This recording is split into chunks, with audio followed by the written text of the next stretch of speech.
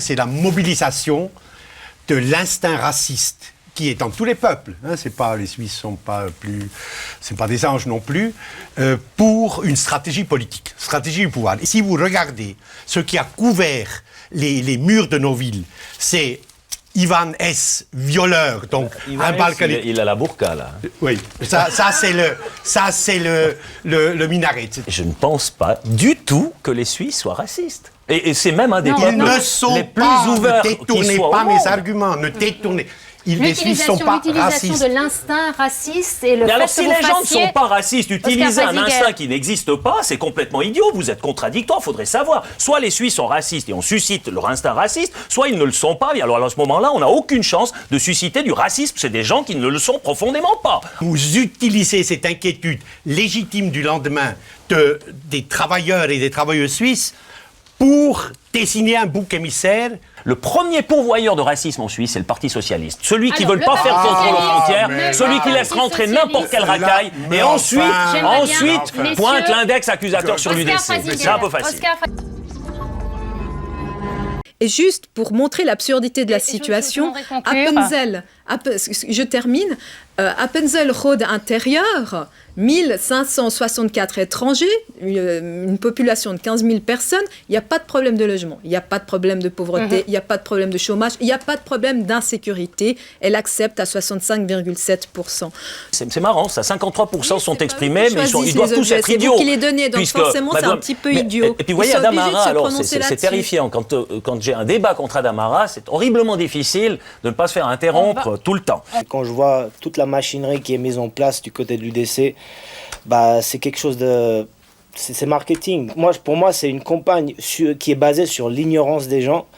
Et à la fin, je trouve que c'est extrêmement facile de faire peur aux gens quand on ne les connaît pas. Écoutez, continuez plutôt à faire du rap et puis laissez-moi faire de la politique, ça vaudra mieux. Cette votation n'est pas arrivée par hasard. Si vous voulez, c'est pas arrivé par hasard. Ça fait des années et des années que la gauche a minimisé les problèmes d'insécurité, de violence. Et qu'est-ce qu'on remarque? Eh bien, aujourd'hui, ce n'est plus seulement un sentiment d'insécurité, c'est plus les incivilités qui révoltent les gens, c'est un sentiment d'impuissance des autorités, et nous n'en sommes plus aux incivilités, nous en sommes à l'ultra-violence. On expulse des centaines et des centaines de délinquants étrangers. On a déjà la législation pour Totalement. ça. Dans le débat politique suisse qui est monopolisé par ces boucs émissaires l'une après l'autre, il y a des vrais problèmes qui ne sont pas discutés, qui n'émergent pas. Il y a des défaites lorsque des arguments qui portent sur la raison, qui portent sur les conditions cadres, on passe à des problèmes qui ont été trop longtemps négligés par un certain nombre de partis, y compris par les partis du centre, mais plus encore par la gauche socialiste et plus encore par les médias.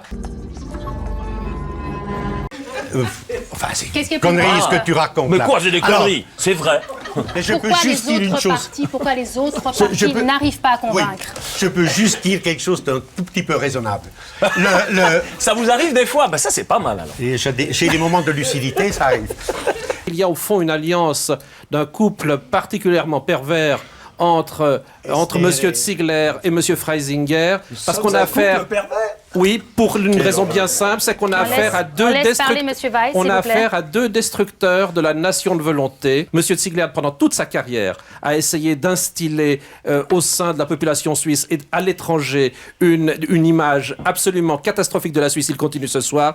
M. Freisinger en est son héritier d'une certaine façon. Monsieur Weiss, vous disiez... Nous avons cette démocratie que tout le monde aime, mais elle est en train de devenir quelque chose comme un exutoire.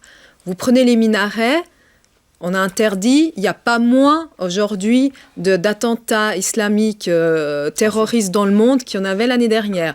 Dans 5 ans, vous revenez avec cette loi, puisqu'elle expulse le criminel, donc l'insécurité a déjà été commise, le crime a déjà été commis, il n'y aura pas moins de criminels en Suisse. Vous avez un espace, l'espace du pays suisse, qui était un espace de sécurité, de paix sociale, etc. Ça se passait bien. Pourquoi? Parce qu'on avait un cordon sanitaire qui s'appelait la frontière et on filtrait avant que les gens entraient. Ça fait des années que je lutte contre un cliché que j'estime fondamentalement faux de le peuple suisse est un peuple xénophobe. Ces choses ont quelque peu changé. Mais qu'est-ce qui a changé? C'est pas le peuple suisse qui a changé. C'est l'utilisation et c'est l'évolution politique qu'on est en train de vivre dans toute l'Europe. Monsieur Freisinger a dit avant, on répond, vous prenez le peuple suisse pour des idiots qui ont voté, c'est absolument pas. Le problème, ce n'est pas la réponse qu'a donnée le peuple suisse. Le problème est la question qu'on pose au peuple suisse. Le système de la démocratie, ils l'acceptent quand ça l'arrange et ne la veulent plus quand ça l'arrange pas. Aujourd'hui, le système est mis en place. Il y a des initiatives, le peuple vote en connaissance de cause. Aujourd'hui, on gagne, l'UDC gagne, et on nous traite, la Suisse, de xénophobes, de débiles mentaux. Il faut arrêter de parler comme ça.